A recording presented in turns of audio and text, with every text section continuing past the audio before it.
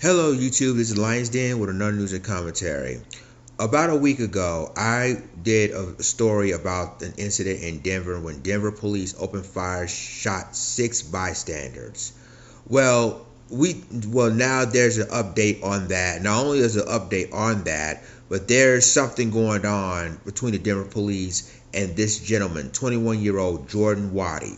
Now, what you're about to see, ladies and gentlemen, is the body cam video of the alleged incident. Now, Jordan Waddy, who was 21 years old, basically, he did have a gun and everything else, but that's just the point. But he did comply to Denver police. What happened prior to that is shocking, because Denver police start shooting not only Jordan Waddy, but 6 other people. So let's watch this special report on shouts out to Denver ABC 7 in Denver, and we'll show you what happened, moments when that incident happened. So let's watch it, and then I'm gonna continue the rest of my commentary. And before I do that, there's some scenes that quite be disturbing to some viewers. Viewer discretion is advised. So let's go ahead and watch it, and then we'll continue the rest of my commentary. It's a police shooting with so many questions. I would want to know what was going through their mind when they took those shots. 6 bystanders hurt as Denver officers fire at a man in a crowded lower downtown. Anytime you're in a big crowd, you definitely, when you see a gun, you need to make a split-second decision. Tonight, body camera video shedding new light on the shooting and raising new questions. You can see there's bystanders behind them in the bar. Tonight, we're taking you through this video and getting you multiple perspectives as a grand jury now launches its investigation. You can see with your own eyes and form your own opinion. And that is where we start tonight. Denver police just releasing video from last month, a police shooting that left 6 bystanders injured in lower downtown. The DA today announced a grand jury will now investigate whether the 3 officers who fired at Jordan Waddy just as bars were closing on July 17th will face criminal charges. In the days after the shooting, police said Waddy flashed a gun at the officers, and DPD released an image showing him appearing to take a weapon out of his jacket. Well, video released today shows Waddy taking out that weapon, tossing it, and putting his hands up before police fired. A separate angle shows an officer firing at Waddy despite a crowd of people behind him. Video from a nearby Halo cam shows that crowd scrambling for safety as police fired. Well, tonight we're going to take this story 360, offering you multiple perspectives so you can make your own decision. You will hear from someone with a background in police training and the chair of the Citizens Oversight Board, comparing the video to what we heard from police in the days after the shooting. You'll also hear from the attorney for Jordan Waddy, the man who was shot by police that morning. Denver 7's Rob Harris begins our team coverage, taking us through the footage and hearing from a police expert about those key moments and how police are trained to react. Yeah, so the sequence of events was very fast that night. It was less than a minute from the start of the initial fist fight outside the beer hall to when police start shooting. The body camera footage released today shows that Jordan Waddy did have a gun, as police said last month. But as we've said, it also shows that he threw the gun to the ground and put his hands in the air just before officers started shooting. It was just about a 1/6 of a second between the time Waddy threw his gun to the ground and the first shot from police was fired. And in the seconds that followed, several more shots from police hit Waddy, and 6 bystanders were also hurt. I think the tough thing when someone reaches for a gun and you spot a gun is just how short a time period that can occur in. We went through moment by moment of the video with Stacy Hervey, a former patrol officer and now a professor of criminal justice at Metropolitan State University of Denver. We first watched this body camera footage with her, showing the moments that Waddy throws his gun and officers open fire. The perpetrator has to act, the officer focuses in on the gun, and the brain tells the officer to react. I think what people don't realize is it then takes the brain a second or two to tell the officer to stop that action. And I think that's where it can get really tricky when these things are, he threw the gun, because we can watch this video 3 or 4 times versus the officer saying, in real time. Real time is much different. Why is it that they would shoot so many times, especially if he had fallen to the ground after the first shot? The protocol is to stop the threat, or what you perceive to be the threat.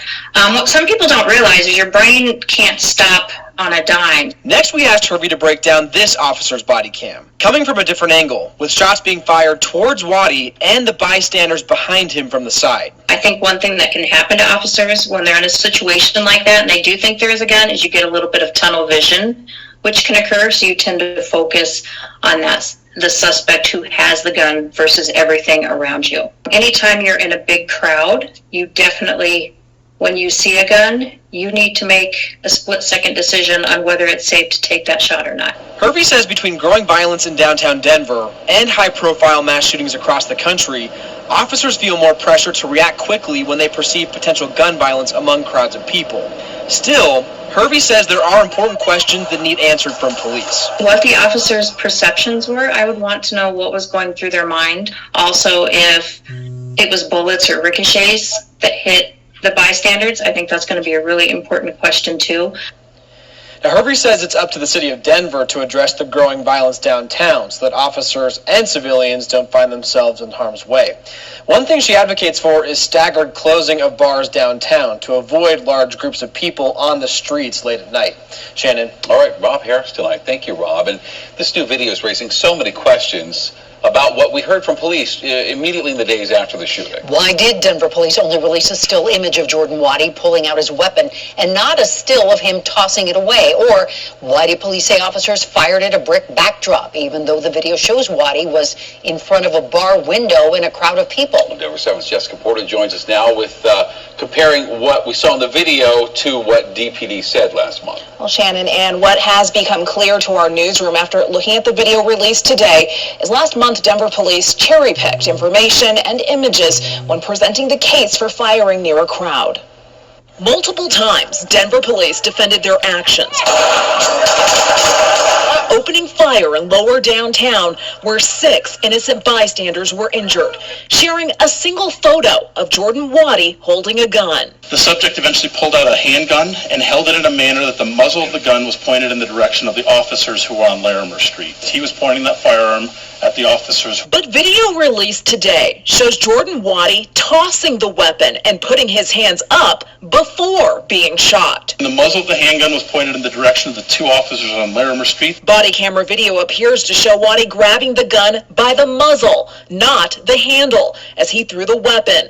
Something that was immediately apparent to Julia Richmond, the chair of the Denver Citizen Oversight Board, an organization tasked with looking at police accountability. Looking at the video, not only is it clear that he was trying to throw the gun, but the gun is upside down at some point. DPD also defended their choice to shoot near a crowd. The officers were pretty clear that they had a clear shot and that the backdrop was the brick pillar or the interior of the beer hall, which had been cleared out because the bar closed, the bar push had already occurred. But video inside the bar shows the beer hall had not been completely cleared out.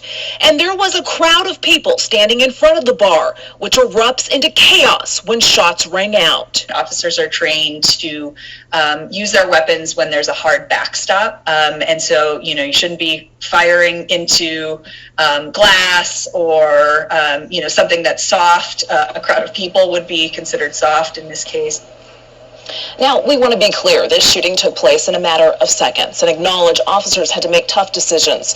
Denver police say they only released a single still image of Jordan Waddy with a gun in their initial briefing to, quote, provide the public with information about the actions of Mr. Waddy and the officers leading up to the officers discharging their weapons. Shannon? Yes, you also talked with the attorney for that suspect, Jordan Waddy.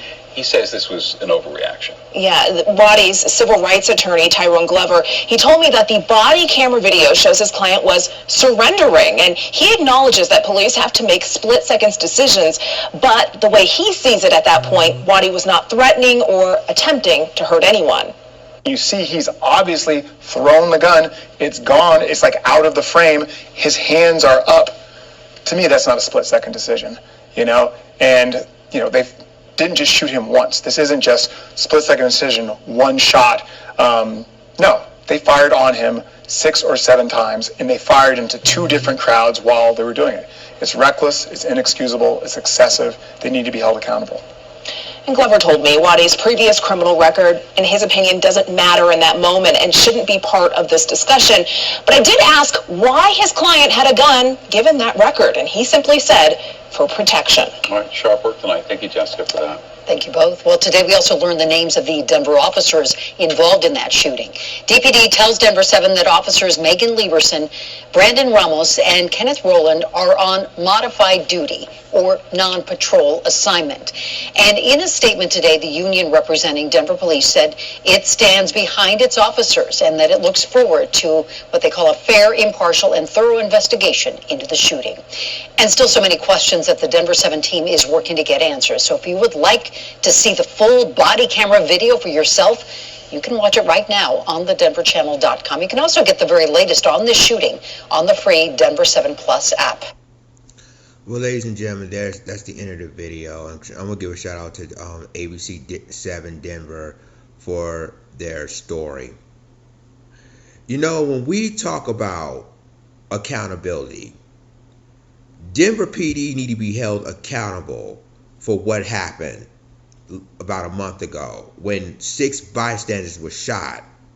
Now, Jordan Waddy, the 21-year-old man, who, as you've seen on a news clip here, was complying with Denver police. Now, Denver PD said, well, he had a gun, he was threatening at officers. You saw the video itself that he complied. Not only he complied, but he put his hands up to let him know that I'm surrendering. He threw the gun away so that there's no threat to anyone, and that's including these officers.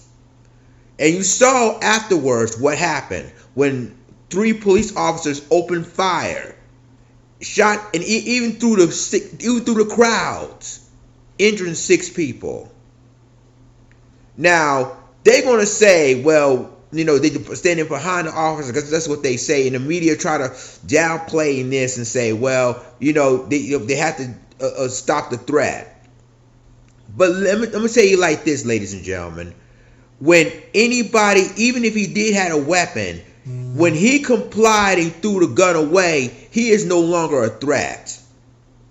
And these officers need to be held accountable for what happened not only to him, but the 6 additional people that were shot and injured in that crowd.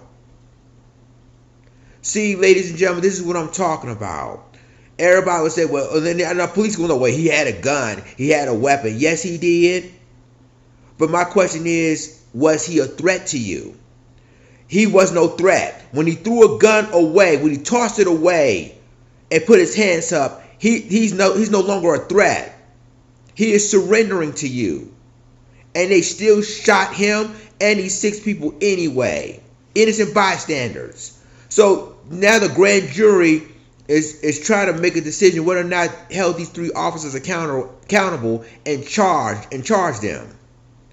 See, ladies and gentlemen, this is what I'm saying, that, you know, when you have police officers and basically when you have cops, you talk about where they're overreacting with a split second. Remember, you're dealing with crowds here. And then you're dealing with a suspect that's no longer a threat. So it ain't like that he had a gun and tried to point at officers and he had no trouble to shoot. He had a gun, he tossed the gun away. He has his hands up, which means he's no longer a threat. He is surrendering. He is complying.